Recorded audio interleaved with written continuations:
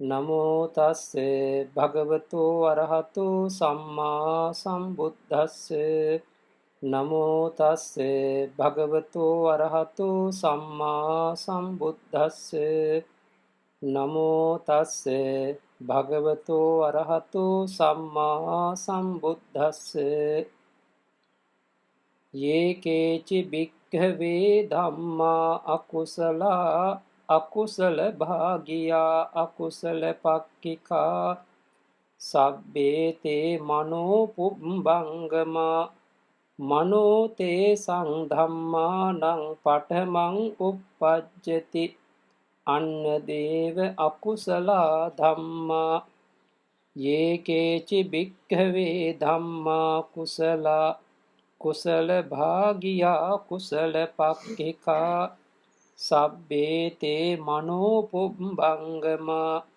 මනෝ තේ සංධම්මානං පඨමං uppajjati අන්න දේව කුසලා ධම්මාති.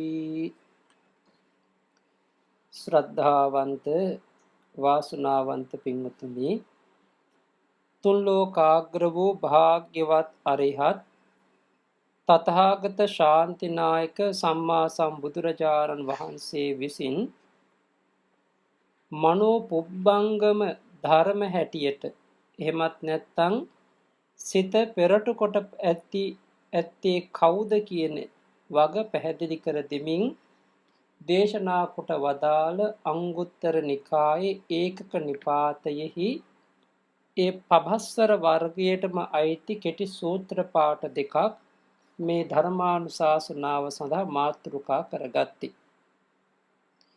එහෙමනම් මේ මාතෘකා පාඨය තුලින් උගන්වන අර්ථය වෙත අපි සිත මුලින් යොමු කරගත යුතුයි. භික්ඛවේ මහණෙනි, යේ කේචි ධම්මා, යම් කිසි ධර්ම කෙනෙක් තිබෙනවා, ඒවා කවුද? අකුසලා අකුසල වෙද්ද, අකුසල භාගියා අකුසල් කොට්ටාසට අයත් වෙද්ද, අකුසල පක්ඛිකා අකුසල පක්ෂයේ වෙද්ද, තේ සබ්බේ ඒ සියලුම ධර්මයෝ අකුසල ධර්මයෝ මනෝ පුබ්බංගමා සිත පෙරටු කොටගෙනයි ඇත්තේ. තේසං ධම්මානං ඒ ධර්මයන් සම්බන්ධ වෙච්ච මනෝ සිත පඨමං uppajjati පළමු කොට ප්‍රධාන උපදී.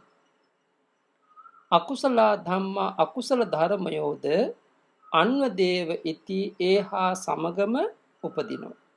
එහෙමනම් බලන්න, පළවෙනි අදහස ගත්තොත් එහෙම, මහණෙනි, යම්කිසි ධර්ම කෙනෙක් මේ ලෝකේ ඉන්නෝ අකුසල ධර්ම කියලා. ඒ අකුසල ධර්ම අකුසල කොට්ටාසර අයත් අකුසල පාක්ෂික ඕ ඒ සියල්ලක්ම සිත පූර්වාංගමෝයි පවතින්නේ. ඒ ධර්මයන් හා සම්බන්ධ වෙච්ච සිත ප්‍රධානව උපදිනවා. හැබැයි මේ අකුසල ධර්මත් ඒ හා සමගම උපදිනවා කියන එකයි අදහස. දෙවෙනි සූත්‍ර පාඨයේ අදහස ගත්තොත්, භික්ඛවේ මහණෙනි, යේකේචි ධම්මා යම්කිසි ධර්ම කෙනෙක් ඉන්නවා කුසලා කුසල් වෙද්ද, කුසල භාගියා කුසල් කොට්ටාසර අයත් වෙද්ද, කුසල පක්ඛිකා කුසල පක්ෂයට අයත් වෙද්ද, තේ සබ්බේ ඒ සියල්ලක්ම මනෝ පුබ්බංගමා සිත පෙරටු කොටගෙනයි වාසය කරන්නේ. තේසං ධම්මානං ඒ කුසල ධර්මයන් හා සම්බන්ධ වෙච්ච මනෝ සිත පඨමං පළමු කොට ප්‍රධානව uppajjati උපදිනවා. එහෙමනම් කුසල ධම්මා කුසල ධර්මයෝද අන්වදේව ඉති ඒහා සමගම උපදිනවා කියන එක තමයි බුදුරජාණන් වහන්සේ දේශනා කරලා තිබෙන්නේ. එහෙමනම් අපට පැහැදිලි වෙනවා, යම් වෙලාවකදී කුසලයක් හෝ අකුසලයක් උපදිනවා නම් ඒ සියල්ලක්ම සිත පූර්වාංගම කොට උපදින. එහෙමනම් මේ සිත පූර්වාංගම උපදින කුසල ධර්ම අකුසල ධර්ම ගැන අපි කතා කරනකොට පළමුවෙන්ම අපි තෝරා ගන්නට ඕනේ, මේ දේශනාව හා සම්බන්ධව අර්ථකථනය කරනකොට මෙතන මනෝ පුබ්බංගම ධර්ම, දැන් මනෝ පුබ්බංගම ධර්ම මොනවද කියලා. පළමුවෙන් මනෝ කියන වචනේ ගත්තොත් මනෝ කියලා කියන්නේ සිතට කියන සමාන වචනයක් බව අපට ධම්මසංගණි ප්‍රකරණ පෙළ දේශනාවෙන්ම දකින්න පුළුවන්. බුදුරජාණන් වහන්සේ සිතට යොදන සමාන වචන සමුදායක් පෙන්නනවා. චිත්තං මනෝ මානසං හදයන් පණ්ඩරං මනායතනං මනින්ද්‍රියං විඥානං විඥානක්ඛන්தோ තජ්ජා මනෝ විඥාන ධාතු කියන. එතකොට මේ කියන වේ වචන වලින් මනෝ කියලා කියන්නේ සිත සම්බන්ධ කරගත්ත අර්ථයක්. ඒව අට කතාවේ පැහැදිලි කර දෙනවා. මනෝති කාමාවචර කුසලාදි ભેදං සබ්බම්පි චතු භූමික චිත්තං කියන. මේ මනෝ කියලා කියන්නේ කාම රූප අරූප ලෝකෝත්තර භූමි යන සතරටම අයත් කුසලා කුසලාදී සියලුම සිත් වලට කියන වචනයක් කියලා. එහෙමනම් බලන්න මනෝ කියලා කියන්නේ මෙතනදී සියලුම සිත් හඳුන්වා දෙන සමාන වචනයක්. එතකොට මෙතනදී තවදුරටත් අපි මනෝ කියන වචනේ තෝරා ගන්නවා නම් යෝ නාම ධම්මෝ ආරම්මණං මනති සෝ නාම ධම්මෝ මනෝ නාම. ඒ කියන්නේ යම්කිසි නාම ධර්මයක් අරමුණු දැනගන්නවාද අරමුණු දැන ගැනීමට උපකාර වෙනවාද ඒ නාම ධර්මය මනස නැත්නම් මන කියලා කියනු ලබනවා. එතකොට දැන් බලන්න එන යම්කිසි නාම ධර්මයකින් යම්කිසි නාම ධර්මයක් අරමුණු කරනවද නැත්නම් යම්කිසි නාම ධර්මයේ අරමුණු දැනගන්නවද අරමුණු දැන ගැනීමට උපකාර වෙනවද අන්න ඒවා තමයි අපි කියන්නේ නැත්නම් ඒ නාම ධර්මයට මන කියලා කියන්නේ. මේක උපමාවකින් පැහැදිලි කර දෙනවා. ඒකාය නාලියා ඒකායච තුලාය මිනමානෝ විය ආරම්මණං මිනාති පරිච්ඡින්දති මනෝ. ඒ කියන්නේ යම් කිසි කෙනෙක් නැලියකින් අපි දැන් දන්නවා රහල් මනින නැලි තියෙනවනේ නැලි හුඬුව. ඒ වගේම තරාදියක් වැනි දෙයක් භාවිතා කරගෙන හාල් මැනීමක් බර මැනීමක් යම්සේ කරනවාද අන්න ඒ වගේ අරමුණ මැන කිරා පිරිසුදුව බලන ආකාරයට තමයි කියන්නේ මන කියලා කියන්නේ. ඒකයි මනන මත්තා ධාතු මනෝ ධාතු කියලා සමහරක් තැන්වල කියන්නේ. මැනී මාත්‍රෙන් පිහිටි ධාතුව අරමුණු දැනගැනීම මාත්‍රෙන් පිහිටි ධාතුව තමයි මන කියලා කියන්නේ. ඉතින් මේකට විඥාණය මනස නොඑක් ධර්ම වලින් හඳුන්වනවා. එතකොට මේ කියන මනෝ වචනේ අපි තේරුම් ගත්තා නම් මනෝ පුබ්බංගමා කියන වචනේ තෝරා ගන්න ඕනේ. දැන් මන කියන්නේ සිතනේ. එහෙමනම් සිත පොදුවේ ගත්තු සිත. එතකොට සිත පූර්වාංගම වෙනවා කියන අදහස. මනෝ පුබ්බංගමෝ ඒතේ සම්ති මනෝ පුබ්බංගමා. සිත පෙරටු කොට ඇත්තේ යම් ඒ ධර්මයෝ වේද ඒ සියල්ලක් මනෝ පුබ්බංගම. යන පොදුවේ ගත්තොත් චෛතසික ධර්ම. දැන් එහෙනම් බලන්න සිත පූර්වාංගම වාසය කරන්නේ කවුද? චෛතසික ධර්ම. එහෙමනම් මේ මනෝ පුබ්බංගම ධම්මා කියලා කියනකොට අපි දැන් දන්න දම්පත ගාථාවකුත් තියෙනවනේ. නමුත් මෙතන අපිට කියන්නේ මනෝ පුබ්බංගම කියන එක සිත පූර්වාංගම වුණු දෙයක් තියෙනවා. එතකොට මෙතනදී පැහැදිලි කර දෙනවා මනෝ පුබ්බං පඨමතරං ගච්ඡති ඒතේ සම්ති මනෝ පුබ්බංගම. මේ සිත කියන එක අට කතාවේ පැහැදිලි කරනවා මේ සිත සමග මේ පූර්වාංගම වූ ධර්මයන්ගේ ස්වභාවය. අපි දන්න දැන් චෛතසිකයන්ගේ ස්වභාව ලක්ෂණ හතරක් තිබෙනවානේ. ඒකුප්පාද ලක්ෂණය, ඒ වගේම ඒක නිරෝධ ලක්ෂණය, ඒකා ලම්බන, ඒක වත්තුක කියන ලක්ෂණ හතරක් පැහැදිලි කර දෙනවා. ඒතර ඒ අනුව අට කතාවේ පැහැදිලි කර දෙන්නේ යම් වෙලාවකදී මේ ඒකුප්පාද ඒක වත්තුක ඒක නිරෝධ ඒකා රම්මන කියන මෙන්න මේ ලක්ෂණයන්ගෙන් යුක්තව ඒ කියන්නේ එහෙමනම් සිත සමග එකට ඉපදීම සිත සමග එකට නිරුද්ධ වීම සිත ගන්නා අරමුණම ගැනීම සිත හා එක් වස්තුවේම පැවතීම කියන මෙන්න සතර ලක්ෂණයන්ගෙන් යුක්ත වුණා වූ යම් ධර්ම වෙනවනම් ඒ සියල්ලක්ම සිත ඇති විටම උපදින ප්‍රකට වන බව පේනවා. ඒ නිසා තමයි කියන්නේ මනෝ පුබ්බං පඨමතරං ගච්ඡති ඒතේ සම්ති මනෝ පුබ්බංගමා කියලා. මේ පැහැදිලි කරන්නේ චෛතසිකයන්ගේ ඉදිරියේ යන්නේ චෛතසිකයන්ගේ පෙරටුව සිටින්නේ කවුද? සිත කියන එක. එබ අට කතාවේ තව බොහොම ලස්සන පාලි වාක්‍යයකින්ම පෙන්වා දෙනවා මේ ගැන. තව දුරටත් මේක තෝරාගෙන පහසුවට යස්මාපන තේසං මනෝ උපාදකෝ කාරකෝ ජනකෝ සමුට්ඨාපකෝ නිබ්බත්තකෝ තස්මා මනෝ පුබ්බංගමා නාම හොಂತಿ කියන. ඒ කියන්නේ මේ සිත කියලා කියන්නේ චෛතසිකයන් හා එක් වස්තුවක් ඇතිව පෙරපසු නොවි එක කෙනෙකු උපදිනවා නම් ඒ සිත චෛතසිකයන් කෙසේ පෙරටු වේද කියන ප්‍රශ්නයට පිළිතුරක් වශයෙන් තමයි මේක ලබා දෙන්නේ අට කතාවේ. යම් ආකාරයකින් මේ කියන චෛතසික ධර්මයන්ට සිත කියලා කියන උපාදකෝ, සිත කියන්නේ එක්ව උපදවන කෙනා, උපදින කෙනෙක්. කාරකෝ ඒ වගේම කාරකෙක්, උපද්දවන්නේ, හටගන්වන්නේ, නිබ්බත්තකෙක්. ඒ නිසා තමයි කියන්නේ සිත සියලුම ධර්මයන්ට පූර්වාංගමයි කියන්නේ. අපට එනම් පැහැදිලි වෙනවා මේ දේශනාව අට සහ අට කතාවට අනුව සිත හැම වෙලේම පූර්වාංගම වෙන්නේ කාටද? සබ්බේතේ මනෝ පුබ්බංගමා කියවනේ. එහෙනම් මේ අකුසලයන්ට නැත්නම් අකුසල් ඒ කියන්නේ සිත පූර්වාංගම වෙනවා. එහෙමනම් අපි ඒ සිත පූර්වාංගම වෙන ආකාරය ගත්තොත් එහෙම පඨමං උප්පජ්ජති කියලා කියවනේ. ඒ කියන්නේ සිත පළමු කොට හට ගන්නවා. මනෝ තේසං පඨමං උප්පජ්ජති. ඒ කියන්නේ සිත පූර්වාංගම වෙමින් මේ සිත ඕන්ට පළමු හට ගන්නවා. උපමාවක් අට කතාවේ කියලා දෙනවා පින්වතුනි. ඒකත් බොහොම වැදගත් උපමාවක්. යම්කිසි වෙලාවකදී අපි කියනවා මේ රජතුමා නික්මුණා කියලා. එතකොට මේ රජතුමා නික්මුණා කියනකොට රාජසේනාව නික්මුණාද නික්මුණේ නැද්ද කියලා අපිට අමුතුවෙන් අහන්න දෙයක් නැහැ. අනිවාර්ය රජතුමා නික්මුණා නම් ඒ සිළු දනාම නික්මුණා කියලා පිළිගත යුතුමයි නේ. එහෙමනම් සිතක් උපදිනවා නම් ඒ සිත උපදින තැන සිත හා බැඳිච්ච සහජාත ධර්ම චිත්ත සිත උපන් චෛතසික ධර්ම ඉපදුනාද නැද්ද කියලා අමුතුවෙන් අපට අසන්න දෙයක් නැහැ. මොකද සියල්ලන්ටම පෙරටුව සිත උපදිනවා නම් ඒ සිත උපදිනකොට චෛතසික ධර්ම එහෙමත් නැත්නම් සංප්‍රයුක්ත ධර්ම එක්ව උපදිනවා එක්ව නිරුද්ධ වෙනවා කියන එක අපි දන්නවා. අන්න ඒ නිසා තමයි කියන්නේ අන්වදේව කියලා කියව. ඒක අන්වදේව කියලා කිව්වේ ඒක දේශනාවේදී.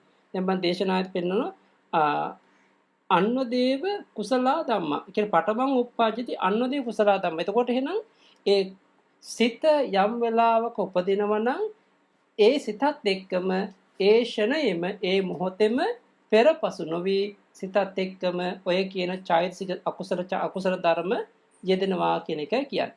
එතකොට එහෙමනම් අපි මෙතනදී මනෝ පුබ්බංගමා ධම්මා මනෝසෙට්ටා මනෝමය ආදී ගාථා වලින් පවා පෙන්වන්නේ ඔය කියන අර්ථය. ඒ කියන්නේ සිත පූර්වාංගම වූ ඒ වගේ සිත ශ්‍රේෂ්ඨ වූ සිතෙන් උපදවන යම් ඒ අකුසල ධර්ම වේද. එහෙනම් පැහැදිලි වෙනවා අපිට නැවත සූත්‍ර දිහා බලනකොට යම් මහණෙනි යම් කිසි ධර්ම කොටස් ධර්මයක් තියෙනවා ධර්මයක් ඉන්නවා ඒවා අකුසල ධර්ම. එහෙනම් ඒ කියන අකුසල ධර්මය ගත්තොත් එහෙම ඒවා අකුසල පාක්ෂික ධර්ම ගත්තොත් එහෙම ඒ සියල්ලක්ම සිත පූර්වාංගම පවතින. එහෙමනම් මේ සිත කියන එක ඔවුන්ට පළමු උපදිනවා පෙරපසු නොවේ අකුසලෙත් සිත සමග උපදිනවා. ඒ වගේම තමයි කුසල කියලා ධර්ම කොටාසයක් තියෙනවා. ඒ සියල්ලක්ද සිත පූර්වාංගමව පවතිනවා. සිත ඔවුන්ට පළමු උපදිනවා. එහෙමනම් ඒ සිතත් සමග තමයි ඒ කුසල ධර්මය උපදින්නේ කියන එක තමයි මේ මාතෘකා පාඩයෙන් අපි ගත යුතු අදහස. එහෙමනම් මේ කියන අදහස ගැන අපි කල්පනා කරනවා නම් මෙතන කියවෙනවා කුසල ධර්ම සහ අකුසල ධර්මගේ කොටාසය. අපි දැන් කුසල අකුසල කියන මේවා ගැන අපි ඕන තරම් දේශනා අහලා තියෙනවා. අපි ඒ වගේම ශ්‍රවණය කරලා තියෙනවා. ඒ කියන්නේ කුසල කියන පදේ ගත්තොත් එහෙම ඒවා බෙදන ආකාරය විග්‍රහ කරපු ආකාර අපි ඕන තරම් ඉගෙනගෙන දේශනා අපේම දේශනා තුළින් මේ පින්වතුන් අහලා පුරුද්දක් තියෙනවා. හැබැයි මෙතනදී අපි තේරුම් කරගන්නවා නම් දැන් කුසල අකුසල කියනකොට මොනවද කියන එක තේරුම් ගන්න. දැන් කුසල කර්ම අකුසල කර්ම. ඒතර කුසල චේතනාවන්ගෙන් තමයි කුසල කර්ම, අකුසල චේතනාවන්ගෙන් තමයි අකුසල කර්ම. එතකොට කුසල චේතනාවන් නිස්ෘත වෙච්ච කුසල කර්ම තිබෙනවා. අකුසල චේතනාවන් නිස්ෘත වෙච්ච අකුසල කර්ම තිබෙනවා. ඒ නිසා තමයි අර කුසල කාය කර්ම, කුසල වචී කර්ම, කුසල මනෝ කර්ම කියලා කොටස් තුනකට බෙදලා අකුසල පැත්තෙන් අකුසල කාය කර්ම, අකුසල වචී කර්ම, අකුසල මනෝ කර්ම කියලා තවත් කොටස් වල බෙදෙනවා. එතකොට එහෙමනම් කුසල කාය කර්මයක් හටගන්නේ කොහොමද කියලා අපි දැන් ඉගෙන ගන්නට ඕනේ. දැන් අට කතාවේ බොහෝ තැන්වලදී අපි දැකලා තිබෙනවා සහ පෙර දේශනාවෙත් පෙන්නනවා විශේෂයෙන්ම කොහොමද කුසලයක් උපදින්නේ, ඒ වගේ කොහොමද අකුසලයක් උපදින්නේ කියන එක. දැන් අපි කුසලයක් සහ අකුසලයක් උපදින ආකාරය බැලුවොත් කුසල සංචේතනා ඒ වගේ අකුසල සංචේතනාදී දේශනාවන් වලින් පෙන්වා දෙනවා. දැන් බලන්න සංයුත්ත නිකායේ එක සූත්‍ර දේශනාවක් තිබෙනවා. සති කාය සංචේතනා හේතු uppajjati ajjattං සුඛ දුක්ඛං. ඒ කියන්නේ කාය සංචේතනාවක් ඇති කලෙහි එම හේතුවෙන් ආධ්‍යාත්මික සුඛ දුක උපදිනවා. ඒ වගේම තමයි වචී සංචේතනාවක් ඇති කලෙහි ආධ්‍යාත්මික සුඛ දුක උපදිනවා. ඒ වගේ මනෝ සංචේතනාවක් ඇති කලෙහි ආධ්‍යාත්මික සුඛ දුක උපදිනවා. එතකොට එහෙමනම් බලන්න අපිට සුඛ වේදනාවන් දුක් වේදනාවන් ගෙන දෙන්නේ කුමක් මතද කියලා. දැන් කාය සංචේතනා කියනකොට මොකද්ද? දැන් කාය සංචේතනා කියන එකට අපි අර්ථයක් සොයාගෙන යනකොට අපට පැහැදිලි වෙන අභිධර්ම ණය ක්‍රමයේදී කාය විඤ්ඤාති කියන මේ රූපය තමයි, එතන කාය විඤ්ඤාති කියන ක්‍රියාව තමයි කාය සංචේතනා කියලා අපි තේරුම් ගන්න ඕනේ. ඒ කියන්නේ දැන් එහෙනම් යම් කිසි කෙනෙකුට කයින් යම් ක්‍රියාවක් කරන්න ඕනේ සිතක් උපදිනවා. ඒතර ඒ උපදින සිත තුලින් අපට සැප වේදනාවක් ගෙන දෙනවා නම් ඒ චේතනාව කුසල චේතනාවෙන් තමයි, ඒ කුසල් ජවන් වලින් තමයි ඒ ක්‍රියාව උපදින්නේ.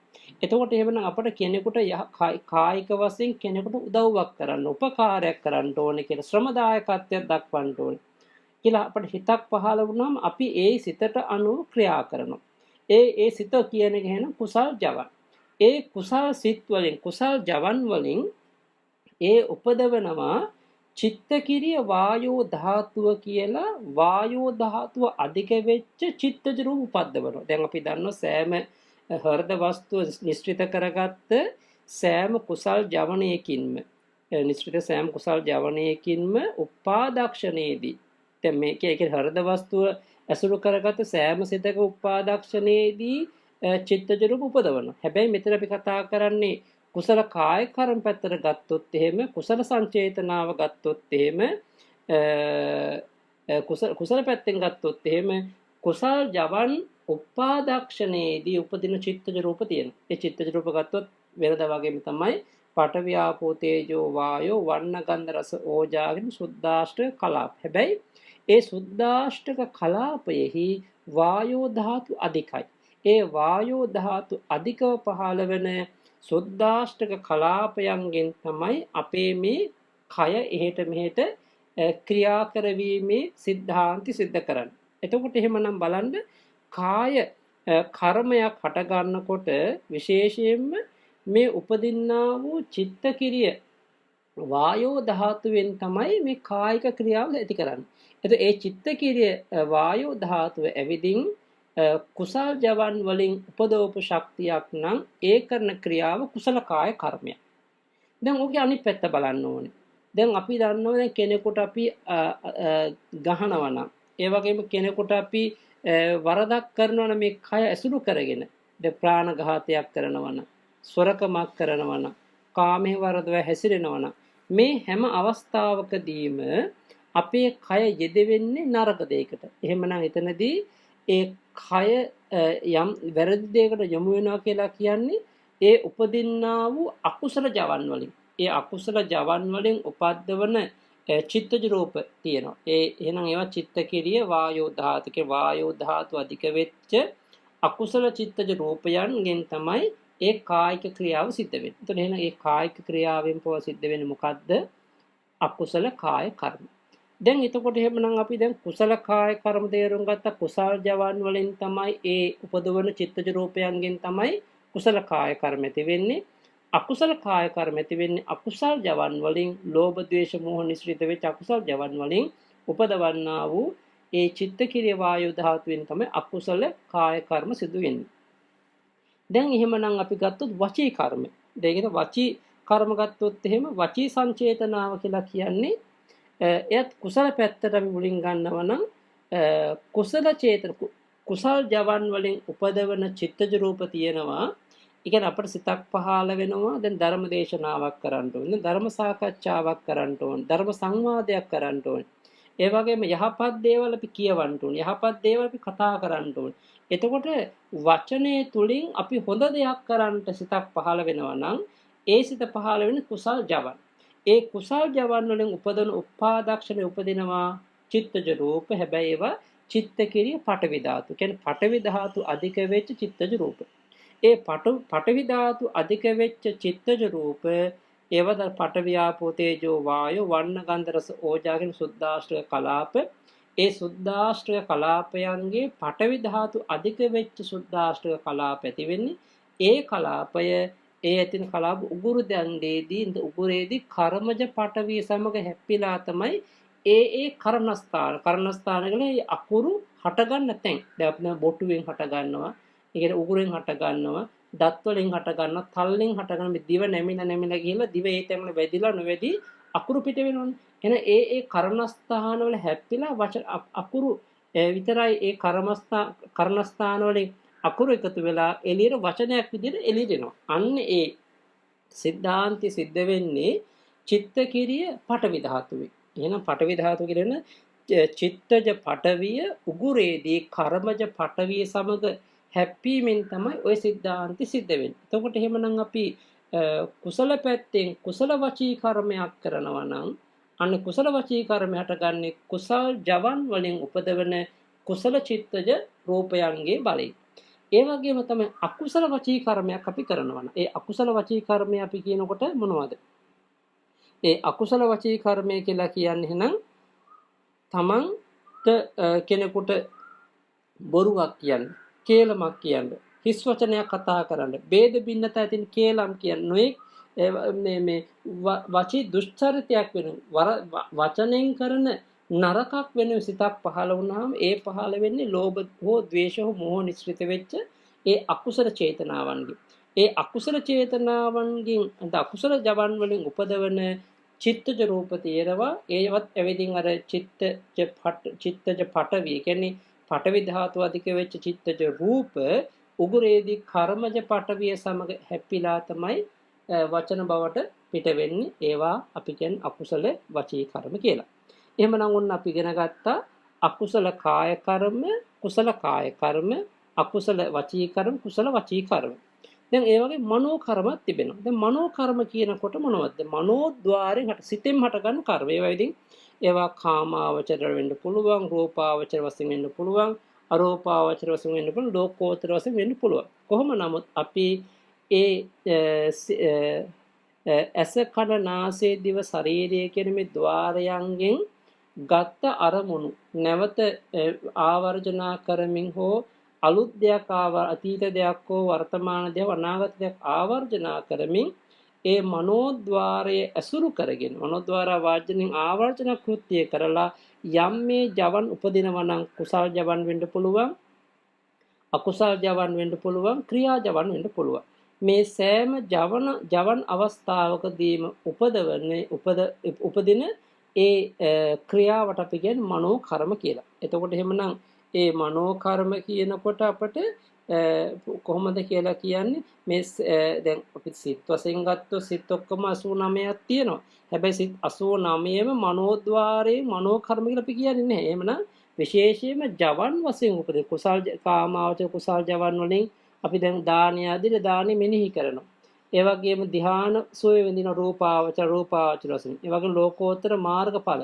මෙන්න මේ අවස්ථාවන්. ඒකට මේ විශේෂයෙන් ඵලසිතත් අපි ගන්න ලෝකෝත්තර විපාක එක ජවන් සිතක් වශයෙන් අපි ගන්න.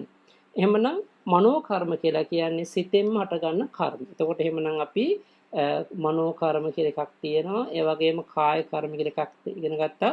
වචී කර්ම ඉගෙන ගත්තා.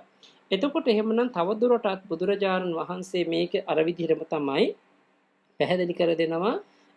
ත්‍රිවිධා භික්කවේ කාය සංචේතන අකුසලං කාය කම්ම දුක් ඉන්ද්‍රිය. ඒ කියන්නේ දුක ගෙන දෙන අකුසල කාය කර්ම තුනක් දෙනේ හටගන්නේ කාය අකුසල කාය සංචේතනාවෙන්. අපි ඉගෙන ගත්තා. ඒ මොනවද එහෙනම්? ඒ ප්‍රාණඝාතය, ඒ වගේ සොරකම, කාම වර්ධ හැසිරීම. ඒ වගේ තියෙන චතුබ්බිදා භික්කවේ වචී සංචේතනා අන්න වචනේ සිදුවන වැරදි හතරක්. ඒ වගේම සිතෙන් සිදුවන වැරදි තුනක් කියන මේ විශේෂයෙන්ම අවිද්‍යාව, ව්‍යාපාදේ, මිත්‍යා දෘෂ්ටි කියලා. කොහොම නමුත් අපි මෙතනදී මේ තුලින් සිද්ධවන්නේ යම්කිසි කර්මයක්. දැන් එතකොට අපි ඒ හටගන්නේ කුසල් වශයෙන් හෝ අකුසල් වශයෙන් හටගන්න කර්මය. එතකොට මේ කියන කර්මය සම්බන්ධයෙන් අපට තවත් අර්ථයක් අපට දකින්න පුළුවන් බුද්ධ දේශනාවේ හැටියට බුදුරජාණන් වහන්සේ පැහැදිලි කර තියෙනවා සූත්‍ර දේශනා කීපයක් අංගුත්තර නිකායේ. ඒ සූත්‍ර දේශනාවන් වෙත හිත යොමු කරගන්නකොට තමන්ට තේරුම් ගන්න පුළුවන්. චත්තාරිමානි භික්කවේ කම්මානි, මහණෙනි කර්ම වර්ග හතරක් තියෙන විශේෂයෙන්ම දැනගත යුතු එකක් තමයි කන්හං කන්හ විපාක. කළු විපාක ගෙන දෙන කර්මයක්. ඒ කියන්නේ කළු විපාක ගෙන දෙන කළු කර්මයක් තියෙනවා. ඒවට අපි අකුසල කර්ම. ඒ වගේම තමයි සුක්ඛං සුක්ඛ විපාක. සැප විපාක ගෙන දෙන සුදු කර්මයක් තියෙනවා. ඒවට අපි කියන්නේ කුසල කර්ම කියලා. ඒ වගේම තියෙනවා අතිබික්කවේ කම්මං කන්න සුක්ඛං කන්න සුක්ඛ විපාක. මහණෙනි කර්මයක් තියෙනවා කළු සුදු මිශ්‍ර වෙච්ච. එහෙනම් ඒ කළු සුදු මිශ්‍ර විපාක ගෙන දෙන කර්මයක් තියෙනවා. කළු සුදු මිශ්‍ර වෙච්ච කුසල අකුසල මිශ්‍ර වෙච්ච කර්මයක්. අතිබික්කවේ කම්මං අකන්නං අසුක්ඛං. මහණෙනි කළුත් නොවු සුදුත් නොවු කර්මයකුත් තියෙනවා. එහෙනම් ඒකෙ මොකද වෙන්නේ? අකන්න අසුක්ඛ විපාකං. එහෙනම් කළුත් නොවු සුදුත් නොවු විපාක ගෙන දෙන කළුත් නොවු සුදුත් නොවු කර්මයක් තියෙනවා. ඒ කර්මයේ ප්‍රතිඵලය තමයි කම්මක්ඛයය සංවත්තති. මේ කර්මය ෂේ කර ගැනීමට උපකාර වෙන්නේ. එතකොට එහෙමනම් අපි දැන් මෙතනදී තේරුම් ගන්න ඕන කළු කර්ම තියෙනවා, සුදු කර්ම තියෙනවා, මිශ්‍ර වෙච්ච කර්ම තියෙනවා, කම්මක්ඛය පිළිස කර්මයේ ෂේ වීමට හේතු වන කර්ම තියෙනවා. තවදුරටත් එම සූත්‍රවලදී විස්තර කර දෙනවා කළු කර්ම කියනකොට පැහැදිලි කරන්නෙම මොනවද කියලා. කළු කර්ම කියද්දි පැහැදිලි කරන්නේ යම් කිසි කෙනෙක් සබ්භ්‍යාපජ්ජං කාය සංඛාරං අபிසංකරෝති. අන්න බලන්න. ඒ කියන්නේ දොස් සහිත සදොස්ව දොස් සහිතව කාය සංස්කාර එකතු කරනවා. ඒ වගේම දොස් සහිතව වචී සංස්කාර එකතු කරනවා. ඒ වගේම දොස් සහිතව මනෝ සංස්කාර එකතු කරනවා. දැන් අපරොන්න පැහැදිලි වෙන දෙයක් තමයි සදොස් කියන්නේ වැරදි සහිතව කාය කර්ම, වචී කර්ම, මනෝ කර්ම තුලින් ඒ සංස්කාර එකතු කරන්නට ඒ දොස් සහිත කාය සංස්කාර, වචී සංස්කාර, මනෝ සංස්කාර රැස් කිරීමෙන් මොකද වෙන්නේ? ඒ දුක් විපාක ගෙන දෙනවා. ඒ කියන්නේ දුක් සහිත වූ ලෝකවල උප්පත්තියටපත් වෙනවා.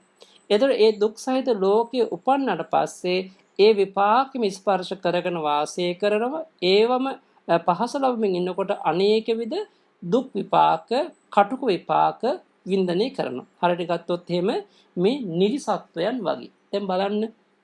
ඒ කියන්නේ යම් කිසි කෙනෙක් බලවත්සේ අකුසල කාය කර්ම, අකුසල වචී කර්ම, අකුසල මනෝ කර්ම සිදු කරනවා. ඒ තුලින් අකුසල සංස්කාර එකතු කරගන්නවා. දැන් අපි දන්නවා නේද? අපුඤ්ඤාභි සංස්කාර කියන්නේ ඒක තමයි අකුසල සංස්කාර එකතු කරගන්නවා. ඒකතු කරගන්න අකුසල සංස්කාර පාදක කරගෙන ඒකාන්තයෙන් අපට මොකද්ද සිද්ධ වෙන්නේ? ඒකාන්තයෙන්ම මේ නිරි දුක ප්‍රධාන කොටගත් ඒ අපා දුකටපත් වෙන. විශේෂයෙන් මෙතන පැහැදිලි කරන්නේ නිරයටපත් වෙන. මොකද ඒක අතරක් නෑර දුක් විඳීම සිද්ධ වෙන්නේ. දැන් සමහරක් වෙලාවට අපි ගත්තොත් තේරුම් ගන්න පුළුවන් ඉදිරියේදී මෙතනදී ඒ අතරක් නෑර දුක් විපාක දුක් විඳීම තමයි මේ නිරේ දුක පෙන්වන්නේ. එහෙනම් ඒ කියන්නේ දස අකුසල කර්ම පත තමයි කළු කර්ම කියලා කියන්නේ. ඒ දස අකුසල කර්ම පත තුලින් යම් කිසි කෙනෙක් අකුසල කරනවා නම් නිරයට ප්‍රධාන කොටගත් අපායට තමයි පත්වන්නේ. ඊළඟට පැහැදිලි කර දෙනවා ඉෂ්ට විපාක ඇති කුසල කර්ම තියෙනවා. එහෙම ඒ කියන්නේ නම් නිදොස් වෙච්ච කාය සංස්කාර, නිදොස් වුණු වචී සංස්කාර, මනෝ සංස්කාර එකතු කරගන්නවා. එහෙමනේ නිදොස් වෙච්ච කාය සංස්කාර, වචී සංස්කාර, මනෝ සංස්කාර එකතු කිරීමෙන් රැස් කිරීමෙන් අන්න ඒ පුද්ගලයා නිදුක් භාවයට හොඳ පුද්ගලයෙක් නිවැරදි කෙනෙක් බවට පත් වෙනවා. ඒ වගේම යහපත් ලෝකයක උප්පත්ති ලබන දුක් රහිත විපාකම ස්පර්ශ ලබන. ඒ කියන්නේ සැප විපාක විඳිනවා. එහෙමනම් ගත්තොත් එම අතරක් නෑර ඒකාන්ත සුඛ ඒකාන්තින් ආබාධ රහිතව සැප විපාක විඳින දේව කොට්ටාසයත සුභ කින්නකකින් දෙවියන්. ඒ කියන්නේ හැම වෙලෙම සැපෙන් ඉන්නේ. අන්න ඒ වගේ ආත්ම සැප විපාක දෙන බ්‍රහ්ම ලෝකවල උප්පත්ති ලබන කුසල කර්ම. ඉතින් ඒකට අපට පුළුවන් ඒ කියන්නේ එහෙනම් මේ පිරිසුදු කුසල කර්මනේ. එහෙමනම් එතනදී මේ කුසල කර්ම විපාක වශයෙන් ඒ කියන මේ සුභකින්නක කියන බ්‍රහ්ම ලෝකයේත් එක්කම සැපින්දින සියලුම තැන් අපට හඳුන්වන්න පුළුවන්. ඊළඟට පින්වතුනි කන්න සුක්ක කියන්නේ කළු ඌත් සුදු ඌත් කර්ම කියන්නේ මොනවද? කළු සුදු කර්ම මොනවද කියලා පැහැදිලි කර දෙනකොට යම් කිසි කෙනෙක් ඉන්නවා සදොස් ඌද නිදොස් ඌද කාය කර්ම කරනවා. ඒ වගේම කාය සංස්කාර එකතු කරනවා. ඒ වගේම සදොස් ඌ නිදොස් ඌ වචී සංස්කාර. ඒ වගේම සදොස් ඌ නිදොස් ඌ මනෝ සංස්කාර එකතු කරනවා. එහෙමනම් ඒ එකතු කරගන්න රැස් කරගන්න සදොස් නිදොස් කියන්නේ අකුසල වශයෙන් හරි කුසල වශයෙන් හරි සංස්කාර එකතු කරගන්න කුසල සංස්කාර අකුසල සංස්කාර එකතු කරගන්නවා කායික වශයෙන් වාචසික වශයෙන් මානසික වශයෙන්. එතකොට එහෙමනම් මොකද වෙන්නේ? ඒ අයට මිශ්‍ර වෙච්ච විපාකයක් ලැබෙන්නේ. දැන් එතකොට ගත්තොත් එහෙම ඒ ලෝකයන්හි උප්පත්ති ලැබනකොට ඒ තමන් එකතු කරගත්ත සදොස් කර්මයන්ට අදාළ සදොස් විපාක. නිදොස් කර්මයන්ට අදාළ නිදොස් විපාක ලැබෙනවා. ගත්තොත් දැන් උදාහරණයක් දැන් මනුස්ස ලෝකේ දිහා බලන්න මනුස්සයන් ගත්තොත්, ඒ වගේම දෙවියන් ගත්තොත්, විනිපාතික අසුරයන් ඒ වගේ තිරිසංගත සත්‍යයන් පො එහෙමනේ අපිට තේරුම් ගන්න පුළුවන් නේද? සමහරක් වෙලාවට බලන්න අකුසල මිශ්‍ර කරගත්ත කර්මයන් නිසා තමයි දැන් උදාහරණයක් ගත්තොත් දැන් රජ කෙනෙක් ගා උපදින මංගල හස්ති රාජේ. ඒතර අකුසල කර්මයක් නිසා තිරිසං අපාය උපදුනත් කුසල කර්ම බලයෙන් මොකද වෙන්නේ? මංගල හස්ති රාජයෙක් වෙලා බොහෝම සැප විඳින්න සමර්ථ වෙනවා. එතකොට ඒවට අපි කියන්නේ අර සුදු කළු කර්ම දෙක මිශ්‍රව කරගත්ත අය. දැන් මේ මනුස්ස ලෝකේ තමයි අපටත් එක කාලයකට හොඳට සැප ලැබෙනවා, තව කාලයක දුක් ලැබෙනවානේ. සමහරක් වෙලාවට අපි අසනීපකම් නිසා, ඒ වගේම අකුසල විපාක නිසා වෙන්න පුළුවන්, කර්ම දෝෂ නිසා වෙන්න පුළුවන්. යම් අපට දුක් විපාක දෙන කාලයක් තියෙනවා, සැප විපාක දෙන කාලයක් තියෙනවා. එතකොට මේක හොඳට අපට වෙනස තේරුම් ගන්න පුළුවන්. අර කළු කර්ම සුදු කර්ම මිශ්‍ර වශයෙන් අපි රැස් කරගත්තාම අපට විපාක ලැබෙන්නේ මිශ්‍ර වශයෙන්මයි. කාලයකට අපට සැප ලැබෙනවා, කාලයකට දුක් ලැබෙනවා. ඊළඟට බොහොම වැදගත් කතාවක් තමයි කියන්නේ කළුත් නොවූ සුදුත් නොවූ කර්මයක් තියෙනවා. එහෙනම් ඒක කළුත් සුදුත් නොවූ විපාක කියන්නේ කම්මක්ඛය පිණිස හේතු වෙන කර්මයක්. එතකොට එහෙමනම් බුදුරජාණන් වහන්සේ වදාරනවා කළු වූ කළු විපාක කර්මය ප්‍රහාණය කරන්න පුළුවන් යම් චේතනාවක් තියෙනවාද? ඒ වගේම සුදු වූ ඒ වගේ සුදු විපාක නැත්නම් කුසල වූ කුසල විපාක කර්ම චේතනා ප්‍රහාණය කරපු යම් චේතනාවක් තියෙනවාද? අන්න බලන්න එහෙනම් කුසලයේ ප්‍රහාණය කරන්න පුළුවන් අකුසලයේ ප්‍රහාණය කරන්න පුළුවන් යම් චේතනාවක් තියෙනවා නම් අන්නේ චේතනාවට තමයි අපි කියන්නේ මෙතනදී කළුත් නොවෝ සුදුත් නොවෝ කර්මය කියලා. එහෙමනම් මෙතන පැහැදිලි කර දෙනවා චතු මග්ග ඥානං අදිප්පේතං සතර මාර්ග ඥාන. ටික සෝතාපට්ටි මාර්ග ඥානය, සකෘදාගාමි මාර්ග ඥානය, අනාගාමි මාර්ග ඥානය, අරිහත් මාර්ග ඥානය තමයි මෙතනදී පැහැදිලි කර දෙන්නේ. එතකොට එහෙමනම් බලන්න දැන් සෝවාන් සකෘදාගාමි අනාගාමි අරිහත් කියන මේ මාර්ග ඥාන උදෙසා විවට්ටගාමිනී කුසල් උදෙසා නැත්නම් කුසල් වැඩෙන ඒ යම් මාර්ග චේතනාවක් තියෙනවා නම් ඒ මාර්ග චේතනාවන්ගෙන් මොකද වෙන්නේ? මේ සියලුම කර්මයන් ෂේ වෙනවා. කර්මයන් ගෙවෙනවා. කර්මයන් නැති වෙලා යනවා. එහෙමනම් අපි මේ කම්මක්ඛය ප්‍රතිපදාව මොකක්ද කියන එක තේරුම් කර ගන්නට ඕනේ. දැන් එතකොට මේ කම්මක්ඛයාය සංවත්තති කියලා කිව්වේ මොකක්ද එහෙනම්? විවට්ටගාමිනී මග්ග චේතනා. දැන් වට්ටගාමිනී කුසල් විවට්ටගාමිනී කුසල් කියලා තියෙනවනේ. වට්ටගාමිනී කුසල් කියලා කියන්නේ භවයෙන් භවයට අපි අරගෙන යන කර්මය. දැන් කුසල් වෙන්නේ කුසලොත් වෙන ප්‍රාර්ථනා පිහිටුවාගත්ත කුසල්නේ. ඒ කියන්නේ භවයෙන් භවයට අපි සැප සම්පත් බලාපොරොත්තුෙන් පින් කරනවා. ඒ වගේම තමයි සමහරක් වෙලාවට අකුසල් කරද්දී දුක් විපාක කොහොමත් ලැබෙනවා සියල්ල වට්ටගාමිනී. එතකොට වට්ටගාමිනී කියලා කියන්නේ න ලෝකෝත්තර මාර්ගඵල උදෙසා කරන කුසල. එතකොට එහෙම මෙතනදී මේ ලෝකෝත්තර මාර්ග චේතනාවන් උදෙසා මාර්ග චේතනාවන් වෙනුවෙන් පිහිටුවාගත්ත එතකොට මාර්ග චේතනාවන් තුලින් තමයි කෙලින්ම ඒකාන්ත වශයෙන් කර්මය ෂේ වෙන්නේ. ඒ කියන්නේ පුඤ්ඤ පාප පහිනස්ස කියලා කියන්නේ. ඒ කියන්නේ පින් පව් දෙකම ෂේ කරගත්ත අය තමයි රහතන් වහන්සේලා. එතකොට උන්වහන්සේලාට නැවත පිනක් එකතු වෙන්නේත් නැහැ. නැවත අකුසල පාපයක් එකතු වෙන්නේ නැහැ. දෙකම ෂේ කරගත්තා. අන්න එහෙමනම් අපිට උනත් මේ කර්මයේ ෂේ කර ගැනීමේ ප්‍රතිපදාව, කර්මයේ ෂේ කර ගැනීමේ අවස්ථාව තමයි මේ කම්මක්ඛය ප්‍රතිපත්තිය කියලා කියන්නේ. එතකොට මේ කම්මක්ඛයාය සංවත්තති කියනකොට දේශනාවේ පෙන්වන අපට මාර්ග දෙකක්. අන්න ඒක වැදගත්ම අවස්ථාවක්. මොකද හේතුව එම සූත්‍ර දේශනාවලදී මම මේ එකතුවක් කියන්නේ එක තැනකදී කියනවා මේ කම්මක්ඛය ප්‍රතිපදාව හැටියට ආර්ය අෂ්ටාංගික මාර්ගය පෙන්වනවා.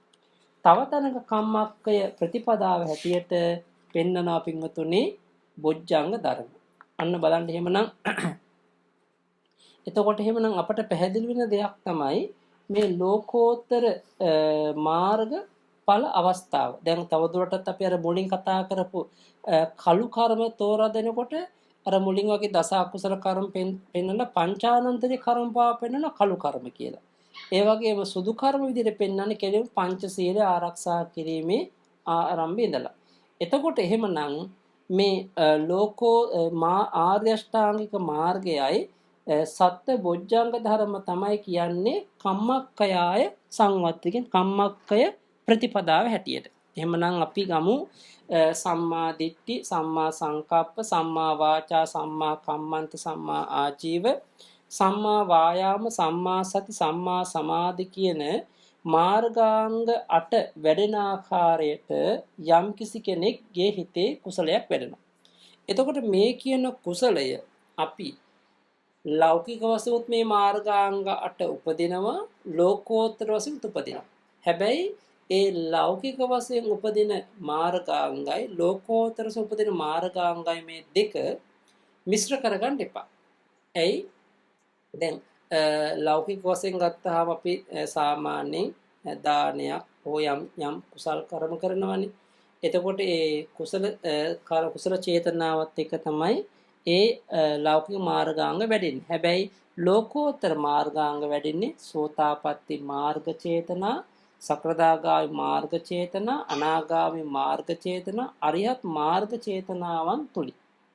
එහෙම ඒ වගේම තමයි බොජ්ජංග ධර්ම ගත්තාමත් සාමාන්‍යයෙන් අපි බොජ්ජංග ධර්ම ලෞකික සිතකට සම්බන්ධ කර කතා කරන්නේ නැහැ. නමුත් අපි කියන්නේ මේ අපි අවබෝධයෙන් අපි කතා කරාට ඒක ඒ බොජ්ජංග ධර්ම කියලා කියන්නේ කෙලින්ම ඒකාන්ත වශයෙන්ම ඒ ලෝකෝත්තර මාර්ග චේතනාවන්ම අසුරු කරගෙන මාර්ග චේතනාවන් නිසාම උපදින ධර්ම තමයි බොජ්ජංග ධර්ම. එතකොට දැන් අපි ගත්තොත් එහෙම මේ කියන කර්මයේ ෂය කරගන්න පුළුවන් යම්කිසි අපි කුසල කර්මවල යෙදෙනවා කියලා කියන ලෝකෝත්තර මාර්ග සහ ලෝකෝත්තර මාර්ග චේතනාව. දැන් අපි ගමු සෝතාපට්ටි මාර්ග අවස්ථාවේදී මොකද වෙන්නේ?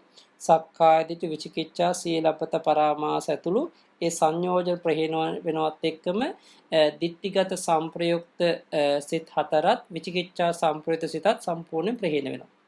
ඒ වගේ සම්පූර්ණයෙන් අපායගාමී කර්මපත බලය සම්පූර්ණයෙන් ප්‍රහීන වෙලා යනවා. ඒතර අනිත් අකුසල චේතන අකුසල සිත් වලින් පවා අපායට යන ශක්තිය නැති කරනවා. දැන් එතකොට සකෘදාගාමි මාර්ග චේතනාවෙන් කරන්නේ මොකද? ඕලාරික වෙච්ච මේ කාමරාග පටික දෙක සියුම් කරලා තුනීම කරලා දෙනවා. ඒ වගේම අනාගාමි මාර්ගඥානෙන් කාමරාග පටික කියන මේ සංයෝජන දෙක ප්‍රහීන වෙනවත් එක්කම එතනින් පස්සේ මොකද වෙන්නේ? කාමරාගය කියනකොට මේ කාම ලෝකයෙහි කාම තෘෂ්ණාව නිශ්චිත වෙච්ච දිට්ඨිගත විප්‍රයුක්ත සිත් හතර ප්‍රහීන වෙනවා. ඒ විතරක් නෙමෙයි ද්වේෂ මූල සිත් දෙක ප්‍රහීන වෙලා යනවා. ඉතින් අරිහත් මාර්ග ඥානයේදී රූප රාග අරූප රාග මාන උද්දච්ච අවිජ්ජා කියන මේ සංයෝජන ප්‍රහීන වෙලා යනවා. එතකොට එහෙනම් ඒ රූප රාග අරූප රාග නිශ්චිත වෙච්ච දිට්ඨිගත විප්‍රයුක්ත සිත් හතර සම්පූර්ණයෙන් ප්‍රහීන වෙනවා. ඒ විතරක් නෙමෙයි මානය නිශ්චිත වෙච්ච ඒ වගේම උද්දච්චය නිශ්චිත වෙච්ච අවිද්‍යාව නිශ්චිත වෙච්ච සියලුම අකුසලයන් ඉතුරු අකුසල් සියල්ලක්ම ප්‍රහීන වෙලා යනවා. එතකොට එහෙමනම් අපි තේරුම් කරගන්නවා නම් මේ කියන කම්මක්ඛය ප්‍රතිපදාව මේකේ කම්මක්ඛය ප්‍රතිපදාව කොහෙද තියෙන්නේ? මේ කියන කම්මක්ඛය ප්‍රතිපදාව තිබෙන්නේ අපේ සම්බුද්ධ ශාසනය විතරයි කියන එකත් බුදුරජාණන් වහන්සේ පිරිනිවන් පාන්නට යන අවස්ථාවේදී පිරිනිවන් මංචකයෙහි ඉන්න මොහොතේදී සුභද්‍ර කියන මේ පරිබ්‍රාජක යන් අරමුණු කරගෙන පැහැදිලි කරන්න යෙදුණානේ. එහෙමනම් බුදුරජාණන් වහන්සේ වදාරනවා ඒකෝන තින්සෝ වයසා සුබද්ද යං පබ්බජින් කිං කුසලානු ඒසි. එන සුබද්‍රේනි මම වයසෙන් අවුරුදු 29 දී තමයි පැවිදි වෙලා කුසලයේ කුමක්ද කියන මේ ගවේෂණය කරන්න යම් පැවිද්දක් ලැබුවා. පැවිදුනේ. එන වස්සානි පඤ්ඤාස සමාධිකානි යතෝ අහං පබ්බජිතෝ සුබද්‍රෙන් දැන් මම පැවිදි වෙලා පඤ්ඤා සමාධිකාරි කියන අවුරුදු 50කට කිට්ටු වුණා. ඒ වුණොත් උන්වහන්සේ අභිනිෂ්ක්‍රමණය කරලත් අවුරුදු 6ක් දුෂ්කර ක්‍රියා කරලා එතකොට බුද්ධත්වයට ලැබලත් අවුරුදු 45 ධර්ම දේශනා කරන එන අවුරුදු 50කට සමාන වස් කාලෙකින් පැවිදි ජීවිත ලබනවා. ඥායස්ස ධම්මස්ස පදේස වත්ති ඊතෝ බහිද්දා සමුනෝපි නත්ති. එතකොට මම මේ අවබෝධ කරගත්ත ධර්මයේ තුලින් පැහැදිලි වෙන්නේ මේ අවබෝධ කරගත්ත සෝවාන් සකෘදාගාමි අනාගාමි අරිහත් කියන මේ ශ්‍රමණයන් වහන්සේලා මේ ශාසනයෙන් බැහැරව නැ. එන කම්මක්ඛය ප්‍රතිපදාව කම්මක්ඛය උදෙසා ඒ ප්‍රතිපදාව මේ ශාසනයෙන් බැහැරව නැහැ කියන එක. එතකොට එහෙමනම් මෙතනදී අපි තේරුම් කරගන්නවා නම් සෝතාපට්ටි මාර්ග ආදී මේ හැම දෙයක්ම අපට මේ තුල පවතින. දැන් උදාහරණ තව ගන්නවා නම් දැන් උදාහරණයක් ගත්තොත් එහෙම පදේශ වත්ති ඒ කියන්නේ මේ ධර්මය අවබෝධ කරගන්නට යම්කිසි මේ වටපිටාවක්වත් නැහැ මේ ශාසනයෙන් බැහැර. එහෙමනම් මෙතන ඒ කියන්නේ ආරද්ධක විපක්ෂකේ කියන්නේ විපස්සනාලාභීෙක්වත් මේ නැහැ මේ ශාසනයෙන් බැහැරව වෙන කොහෙවත් නැහැ. එහෙනම් මෙතනදී ආරද්ධ විපස්සක කියලා කියන්නේ එතකොට මේ විදර්ශනා භාවනාව ආරම්භ කරමින් ඒ විදර්ශනා භාවනා යෝගී පුද්ගලයෙක්වත් නැහැ කියලා කියන්නේ මේ ශාසනයෙන් බැහැර. අන්න එතනදී පැහැදිලි කර දෙනවා ඒ අංගුත්තර නිකායේ චතුක්ක නිපාතයෙහි ඒ කම්ම වර්ගයේන අවසාන සූත්‍රය සමන සූත්‍රය. එම සමන සූත්‍ර අට කතාවේ පැහැදිලි කර දෙනවා තස්මා සෝතාපට්ටි මග්ගස්ස ආරද්ධ විපස්සකම් මග්ගට්ටං පලට්ටන්ති තයෝපි ඒකතෝ කତ୍වා සමනෝපි නත්ති කියා දේශනා කරා. අන්න පැහැදිලි. මෙතන එහෙමනම් සෝතාපට්ටි මාර්ගයට ආරද්ධ විපස්සකේ කියන්නේ එහෙනම් ඒ සෝවාන් වීමට සමීප වෙච්ච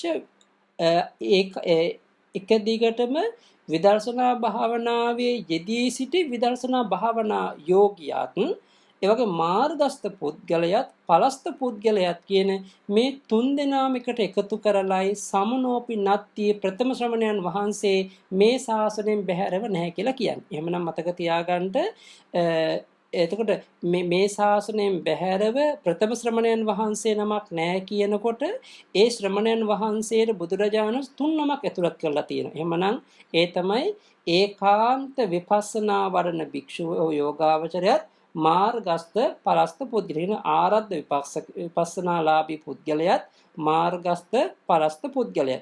එතකොට මෙන්න මේ කියන ආරද්ධක විපස්සක නැත්නම් ආරද්ධක විපස්සනා ප්‍රතිපදාව වඩන යෝගාවචරය අරමුණු කරගෙන තමයි ඒ විදර්ශනා භාවනා විදර්ශනා කුසලය කම්මක්ඛයාය සංවත්තති කියන එක අපි තේරුම් කරගත යුතු වන්නේ. තවදුරටත් පැහැදිලි කර දෙනවා සකදාගාමි මග්ගස්ස කියනකොට සකදාගාමි මාර්ගය ලබන්නට විපස්සනා වඩන පුද්ගලයාත් මාර්ගස්ත පුද්ගලයාත් පරස්ත පුද්ගලයාත් කියන මේ තුන් දෙනාම තමයි දෙවන ශ්‍රමණයන් වහන්සේ කියලා කියන්නේ. තුන්වන ශ්‍රමණයන් වහන්සේ කියනකොට කියන්නේ න අනාගාමී ලබන්න විපස්සනා වඩන පුද්ගලයාත් මාර්ගස්ත පරස්ත පුද්ගලයාගේ තුන් දෙනාම තමයි තතියෝ සමනෝ කියලා කියන්නේ. එහෙනම් චතුත්ථ සමන කියලා කියන්නේ තේනම් අරිහත්ත්වේ ලබන්න විදර්ශනා කරන පුද්ගලයාත් මාර්ග ඵල ලබන උතුමන් වහන්සේලා තුන් නමට තමයි කියන්නේ චතුත්ථෝ සමනෝ. එහෙනම් මෙතනදී පැහැදිලි වෙනවා.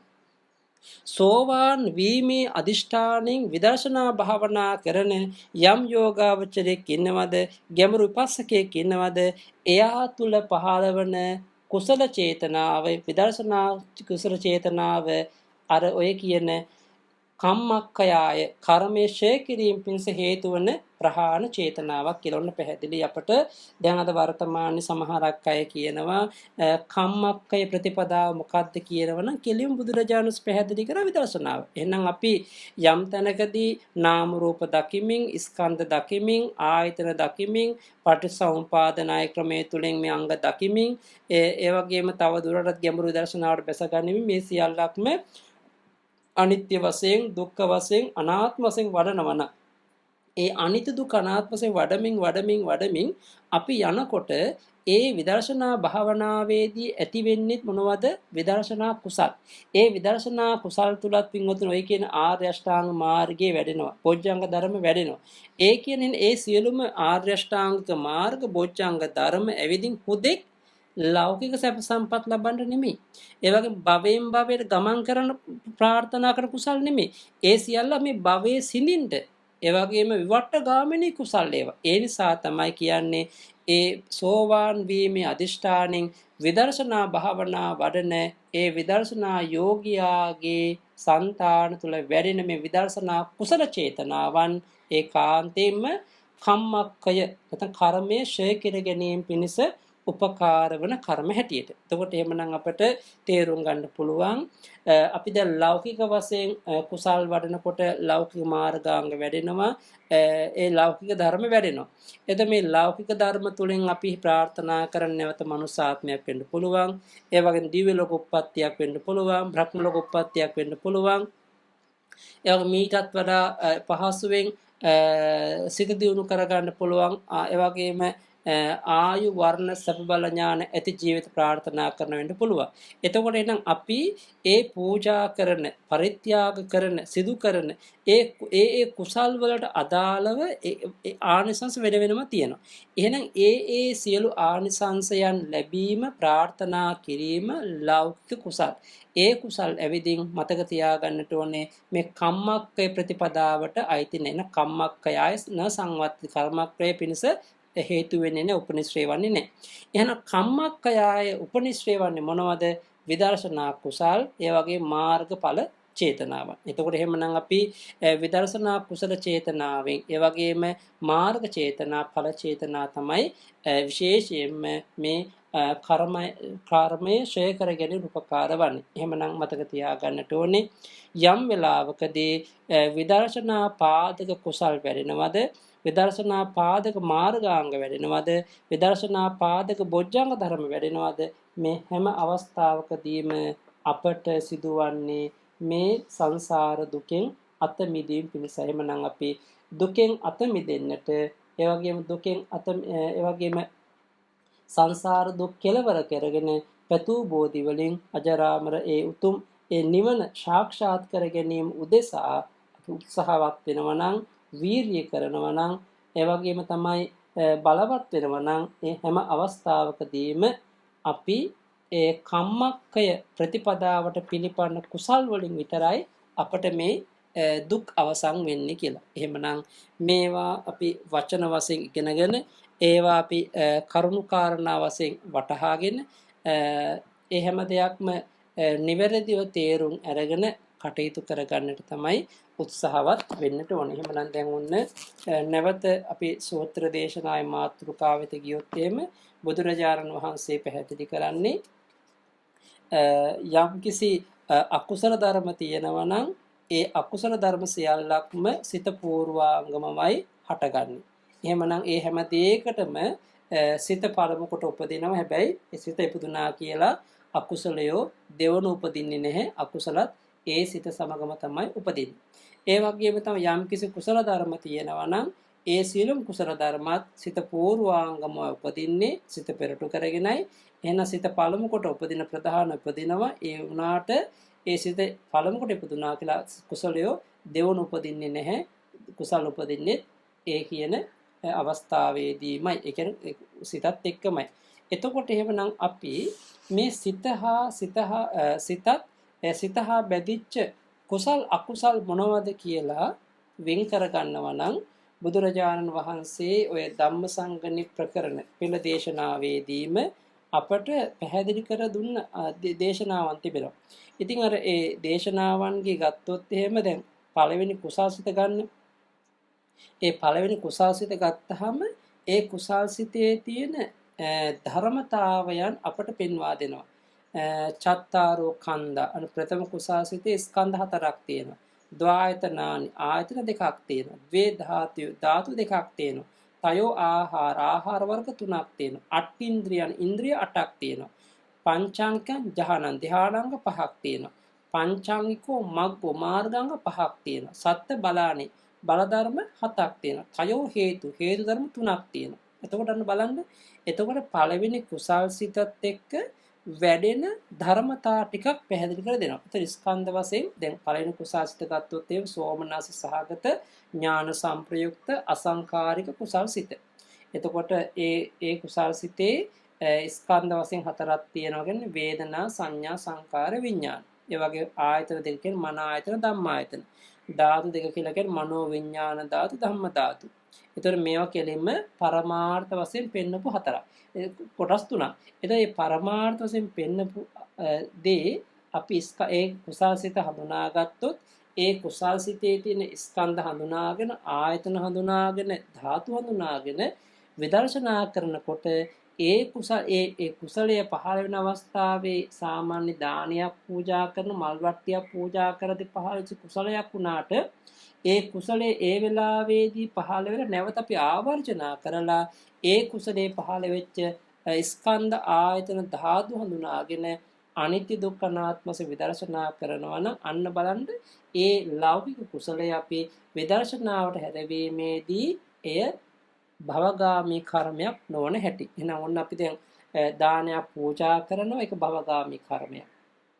දානේ පූජා කරලා ඒ නැවත අපි ඒ දානමය කුසලය ආවර්ජනා කරලා ඒ කුසලයට එක්ක පහළ වෙච්ච ස්කන්ධ ආයතන ධාතු හඳුනාගෙන සියල්ලක් අනිත්‍ය දුක්ඛ අනාත්ම වශයෙන් මෙනෙහි කරනවා. තවදුරටත් අපි ගත්තොත් එහෙම ඒ කුසලයේ දාණය දෙන අවස්ථාවේදී අපි අතපය ක්‍රියා අපි දාන පූජා කරන අන්න කුසල කාය කර්මය.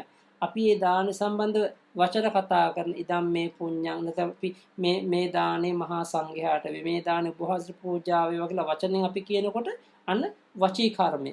එතකොට එන මේ කාය කර්ම වචී කර්ම කියන මේ ක්‍රියාවන් සිද්ධ වුණේ ඒ ඉපදුනා වූ කුසල චේතනාන්ත කුසල ජවන වලින් උපද්දවපු කුසල චිත්තජ රූපයන්. ඒ කියන්නේ චිත්තජ වායෝ ධාතුවේ.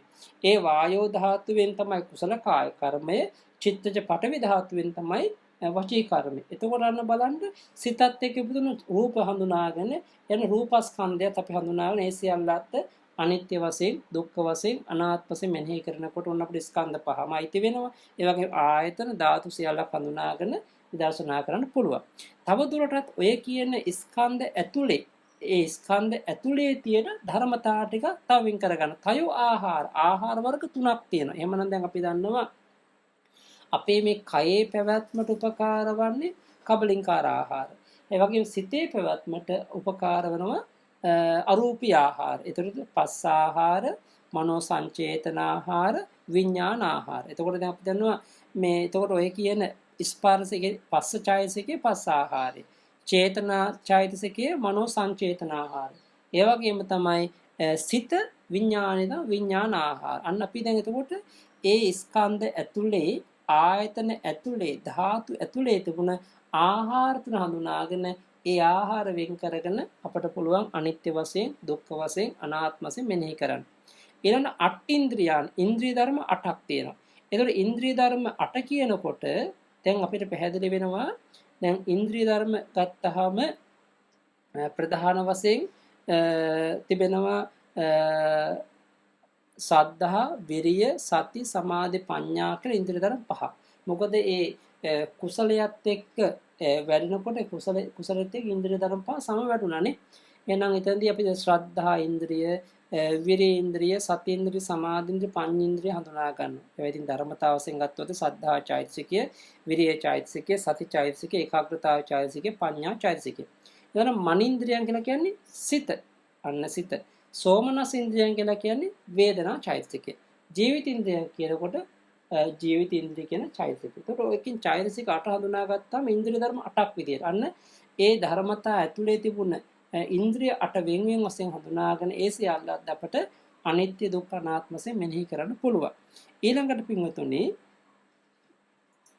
පැහැදිලි කරන පංචාංගයන් ධානාංග පහක්. එතකොට ඔය කියන කුසාසිත තුළ විතක්ක, විචාර, ප්‍රීති, සුඛ, ඒකාග්‍රතාව කියන මේ ධානාංග පහ බලවත් වුණා. එතකොට විතක්ක කියන විතර්ක චෛතසිකේ, විචාර කියන විචාර චෛතසිකේ, ප්‍රීති කියන ප්‍රීති චෛතසිකේ, සුඛං කියන වේදනා චෛතසිකේ, චිත්තස් ඒකාග්‍රතාවෙන් ඒකාග්‍රතාව චෛතසිකේ. ඔය කියන චෛතසික පහත් වෙන වෙනම හඳුනාගෙන අපට ඒවත් විදර්ශනා කරන්න පුළුවන්. ඊළඟට පැහැදිලි කර දෙනවා පංචාංගිකෝ මග්ගෝ හෝති මාර්ගාංග පහක් වැරුණා. දැන් මොකද දැන් ඒ කුසලය සිදු කරන අවස්ථාවේ මනෝ කර්මයක් විදිහට කුසලයේ වුණා නම් එතන ඇති වෙන්නේ කොහොමද? සම්මා දිට්ඨි, සම්මා සංකප්ප, සම්මා වායාම, සම්මා සති, සම්මා සමාධි කියන මාර්ගාංග පහ. සම්මා දිට්ඨි කියන්නේ පඤ්ඤා චෛතසිකය. සම්මා සංකප්ප විතක්ක චෛතසිකය. සම්මා වායාම විරිය චෛතසිකය. සම්මා සති සති චෛතසිකය. සම්මා සමාධි ඒකාග්‍රතාව චෛතසිකය. ඔන්න ඒ චෛතසික පහ ඒ මනෝ කර්ම වශයෙන් හඳුනා ගන්නකොට ඔන්න චෛතසික පහ යෙදුන හැටි. ඊළඟට පින්වතුනි අපි දැන් මේ දානයත් එක්ක ප්‍රියමනාප වචන කතා කරලා වචී කර්මයක් ආවන සම්මා වාචාවෙන් චෛතසික තිපදුනා. ඊළඟට කාය කර්මයක් විදිහට එකතු වුණා නම් අන්න සම්මා කම්මන්තත් එකතු වෙනවා. ওই විදිහට අපට වෙන වෙනම ඒ ප්‍රධාන මාර්ගාංග පහ බලන ප්‍රධාන මාර්ගාංග පහත් එක්ක කාය කර්මලාවේදී සම්මා කම්මන්තය, වචී කර්මලාවේදී සම්මා වාචා කියන මේ මාර්ගාංග සකස් වෙච්ච හැටි හොඳට අපට බලමින් ඒ සියල්ල වෙන් කරගෙන විදර්ශනා කරන්න පුළුවන්. ඊළඟට සත්‍ය බලානි බල ධර්ම හතක්. ඒකද එතකොට සද්ධා, විරිය, සති, සමාධි, ප්‍රඥා කියන මේ බල ධර්ම පහ හඳුනා ගන්නවා. ඒ වගේ හිලි බල පවට ලැජ්ජාව සහ ඔත්තාප බල පවට බිය. එතකොට පවට ලැජ්ජා බිය කියන මේ බල ධර්ම දෙකත් එක්ක බල ධර්ම හත වෙන වෙනම හඳුනාගෙන අපට පුළුවන් ඒ සියල්ලක්ද ස්කන්ධ වශයෙන්, ආයතන වශයෙන්, ධාතු වශයෙන් වෙන් කරගෙන හොඳට විදර්ශනා කරන්න. එතකොට දැන් තයෝ හේතු තුනක් තිබුණා. අලෝභ හේතු, අදෝස, අමෝහ.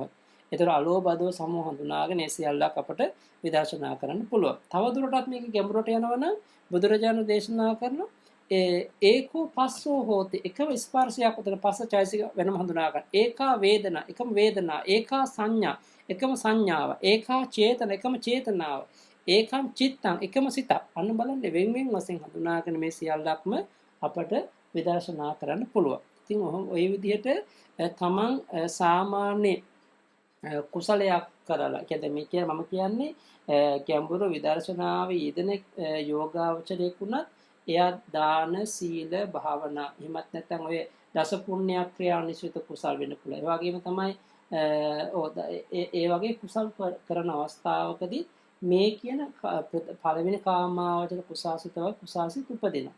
ඒ උපදින කුසාසිත නැවත ආවර්ජනා කරලා ඒ කුසාසිතත් එක්ක උපදින ධර්මතා සියල්ලක් වෙන් වශයෙන් හඳුනාගෙන ඒ සියල්ලක් විදර්ශනා කරන්න පුළුවන්. අන්න ඒක තමයි මේ ජීවිතයේදීම සෝවාන් වීමේ අදිෂ්ඨානෙන් විදර්ශනා වඩන යෝගාවචරයක් ස්වභාවය. එතකොට මතක තියාගන්න අපිට විදර්ශනා කුසල් නොවඩා නිවන් දකින්න බෑ. අපි කොච්චර දන් දුන්නත්, එවන් කොච්චර සිල් රැක්කත්, ඒ වගේ මොන පින්කම් කරලා අපි දැන් මට මේ ජීවිතේම සෝවාන් වෙන්න ලැබේවා කියලා ප්‍රාර්ථනා කළ ඵලියට ඒ ප්‍රාර්ථනාව දිට්ඨ ධම්ම වේදිනස අපිට පාක ලැබෙන්නේ නැහැ. එහෙනම් දිට්ඨ ධම්ම වේදින වශයෙන් විපාකේ ලබන්නට නම් අනිවාර්යෙන් අපි විදර්ශනා කළ යුතුමයි. විදර්ශනාවක් නොකර මේ කර්මය ෂේ කරගන්න බෑ. කුසල අකුසල කර්ම දෙකම ෂේ කරගන්න බෑ, ප්‍රහාණය කරගන්න බෑ. එහෙමනම් මතක තියාගන්න අද වර්තමානයේ අපි හැමෝම ගොඩක් අය ලෞකික පින්කම් කර ප්‍රාර්ථනා කරන මේ ජීවිත නිවන් දකින්න. ඒතකොට ලෞකික පින්කම් කරම මේ ජීවිත නිවන් දකින්න ප්‍රාර්ථනා කිරීම තුලින් තමන නිවන ලැබෙනවද නැද්ද කියලා බලන්න. මොකද හේතුව බුදුරජාණන් වහන්සේ අපිට කෙලිම පැහැදිලි කරන්නේ සෝවාන් මාර්ගයට නම් කර්මක්ෂය වීමේ ප්‍රතිපදාව නම් ආරද්ධක විපක්ෂක වෙන්න ඕනේ. එහෙනම් යා සෝවාන් වීමේ අදිෂ්ඨාන විදර්ශනා භාවනා කරන කෙනෙක් වෙන්න ඕනේ. එහෙනම් අපි මතක තියාගන්නට ඕනේ අපි හැම කෙනෙක්ම ලෞකික කුසල් කරමින් මේ ජීවිතයේ ප්‍රාර්ථනාව නෙමේ සමහරක් ඒ ලෞකික කුසල අපට උපනිශ්‍රේ වෙනවා. ඒ උපනිශ්‍රේ වෙන්නේ මතු දවසක නිවන් දකින්න. ඒ වගේම ඒ උපදින කුසලයේ සහජාත වශයෙන් උපකාරක වෙන්නේ අපට ඔය දියුණු කරගන්න විදර්ශනා කුසල. ඒකට එහෙනම් මතක තියාගන්න අපි මේ දියුණු කරගන්න කුසල් වලින් ලෞකික කුසල් ගත්තොත් එහෙම ඒ කුසල් සහ කුසල් දෙක එකට උපදින ධර්ම තියෙනවනේ. ඒ ධර්මයන් අපට උපකාර වන්නේ මේ ජීවිතේ දිට්ඨ ධම්ම වේදිනේ වශයෙන් පාක ලබන්න උපකාර වෙනවා. ඒ වගේම ඒ කරන කුසල් වලින් අපට විදර්ශනා කුසල් උනත් මේ ජීවිත උපද්දවා ගැනීමට උපකාරයක් කරන උපනිශ්‍රේ වෙනවා. ඒ වගේම සංසාර ගමනේදී අපට සසරදී හෝ ඒ මගපල නිවන් ලබන්න උපනිශ්‍රේ වෙනවා. හැබැයි විදර්ශනා කුසලයට එක්ක උපදින මේ සහජාත කුසල කර්ම කුසල ශක්තිය ඒ වගේ ධර්මතා සියල්ලක් කුසල බල සියල්ලක්ම අපට මේ ජීවිතේ ඊළඟ මොහොතේ වෙන්න පුළුවන්. ඒ මොහොතේ හරි අපට මේ ජීවිතයේදීම සෝවාන් ආදී මගපල නිවන් අවබෝධයේ පිණිස උපකාර වෙනවා. එන්න එහෙමනම් අපි ওই විදිහට තේරුම් කරගත යුතුයි. සිත තමයි පූර්වාංගම වෙන්නේ සෑම කුසලයකටම සෑම අකුසලයකටම. හැබැයි එහෙනම් සිත පූර්වාංගම වෙනවා නම් අපේ කුසල් රැස් කරන්න අකුසල් රැස් කරන්න. හැබැයි කුසල් රැස් කරොත් වෙන්නේ අපට හොඳ විපාක, අකුසල් රැස් කරොත් වෙන්නේ අකුසල විපාක කියන එක. හැබැයි කුසල් පමණක් රැස් කරලා අපි ලෞකික ප්‍රාර්ථනා පිහිටුවා ගත්තොත් සංසාරේ ඇවිදීමක් වෙන්නේ. හැබැයි අකුසල් සිදු කරලා ප්‍රාර්ථනා කරත් නොකරත් ප්‍රාර්ථනා විදිය කරන්න දෙයක් නැහැ. ඒකාන්තයෙන් අපට අපාදුක ලැබෙන්නේ. හැබැයි එහෙනම් කුසලත් නොවු අකුසලත් නොවු කර්ම රැස් කරගන්න පුළුවන් නම් අන්නේ ප්‍රතිපදාව කම්මක්ඛ්‍ය ප්‍රතිපදාව. ඒ කම්මක්ඛ්‍ය ප්‍රතිපදාව පිහිටා තිබෙන්නේ විදර්ශනා භාවනාවේදීත් සෝවාන් මාර්ග චේතනා, සකෘදාගාමී මාර්ග චේතනා, අනාගාමී මාර්ග චේතනා, අරියත් මාර්ග චේතනා වගේම සෝවාන් ඵල චේතනා, සකෘදාගාමී ඵල චේතනා, අනාගාමී ඵල චේතනා, අරියත් ඵල චේතනා වශයෙන් අපට වෙන් කරගන්න පුළුවන්. එහෙමනම් ඒ ආරද්ධක විපක්ෂක හතර දෙනෙකින සෝවාන් වීමට විදර්ශනා භාවනා වඩන කෙනා, සකෘදාගාමී භව උදෙසා භාවනා කරන කෙනා, අනාගාමී භව උදෙසා භාවනා කරන කෙනා, අරිහත් උදෙසා භාවනා කරන කෙනා වශයෙන් ඒ විදර්ශනා යෝගී හතර දෙනෙක්, මාර්ගස්ත හතර දෙනෙක්, ඵලස්ත හතර දෙනෙක් ඉන්නවා. මේ 12 දෙනාට තමයි කියන්නේ. ඒ 12 දෙනා අතර වැඩෙන ඒ කුසල චේතනාවට තමයි කියන්නේ අපි කම්මක්කය චේතනාව කියලා. එහෙමනම් අද දවසේදී බුදුරජාණන් වහන්සේ අපට පැහැදිලි කර දුන්න, පැහැදිලි කොට වදාළ මේ උතුම් ධර්මය ශ්‍රවණය කරගත් කුසලය ඒකාන්තයෙන් අපට මේ මොහොතේදීම විදර්ශනා කුසල් උදෙසාම උපකාර වේවා. ඒකාන්තයෙන් මේ ධර්ම දේශනාවේ ආරම්භයේ පටන් මේ මොහොත දක්වාම අපට নানা ආකාර සිතුවිලි පහළ වුණා. ඒවා කුසල චේතනාවෙන්වත් පුළුවන්, අකුසල චේතනාවෙන්ද පුළුවන්. ඒ පහළ වූ සියලුම සිතුවිලි සියල්ලක් ක්ෂණයක් පාසාම ඇතිව නැතිව ගිය බැවින් අනිත්‍යයි. ඇතිවීම නැතිවීම දෙකෙන් නිරතුරුව පෙළුණ බැවින් දුකයි. තම තමන් කැමැති ලෙස නොපැවති බැවින් අනාත්මයි. අනිත්‍ය වූ දුක්ඛ වූ අනාත්ම වූ මෙම සියලුම ස්කන්ධ ධර්මයන් නාම රූප ධර්මයන් ඒකාන්ත දුක්ඛ සත්‍යයයි. ඒ දුකට හේතු වූ පූර්ව තෘෂ්ණාව ඒකාන්ත සමුදය සත්‍යයයි. ඒ දුකෙත් සමුදෙත් නොපැවැත්ම නම් වූ නිර්වාණ ඒකාන්ත නිරෝධ සත්‍යයයි. ඒ සඳහා වැඩි යුතු ප්‍රතිපදාව ඒකාන්තේ මාර්ග සත්‍යයයි. අනන්ත බුදු පසේ බුදු මහරහතන් වහන්සේලා අවබෝධ කොට වදාළ පරම චතුරාර්ය සත්‍ය අවබෝධයෙන් උතුම් අමා මහ නිවනින් සැනසෙන්නට මේ එකතු කරගත් ධර්මලාභය පුණ්‍යලාභය කුසල ශක්තිය ඒකාන්තයෙන් හේතු වාසනා වේවා කියලා අපි මෛත්‍රියෙන් ආශිර්වාද කරනවා. සියලු දෙනාටම තෙරුවන් සරණයි. ආකාසට්ඨා ච භුම්මට්ඨා දේවා නාග මහිද්దికා පුඤ්ඤන්තං අනුමෝදිත्वा චිරන් රක්ඛන්තු සම්බුද්ධ ශාසනං. ආකාසට්ඨා ච භුම්මට්ඨා දේවා නාග මහිද්దికා පුඤ්ඤන්තං අනුමෝදිත्वा චිරන් රක්ඛන්තු සම්බුද්ධ දේශනං. ආකාසට්ඨා ච භුම්මට්ඨා දේවා නාග මහිද්దికා පුඤ්ඤන්තං අනුමෝදිත्वा චිරන් රක්ඛන්තු සම්බුද්ධ ශාවකං. චිරන් රක්ඛන්තු මේ ගරුං චිරන් රක්ඛන්තු මං පරන්ති. ධර්ම ශ්‍රවණාන් සංස බලයෙන් සියලු දෙනාට ලොවේ ලෝතුරා සුව සැලසේවා. සාදු සාදු සාදු.